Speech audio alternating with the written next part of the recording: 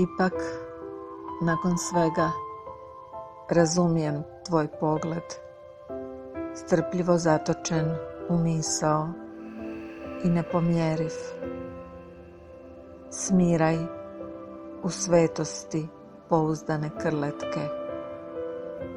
Oblik smrti, način je njena pristizanja, neprikosnovena odsutnost, tek ovladavanje prijetvornom prisutnošću.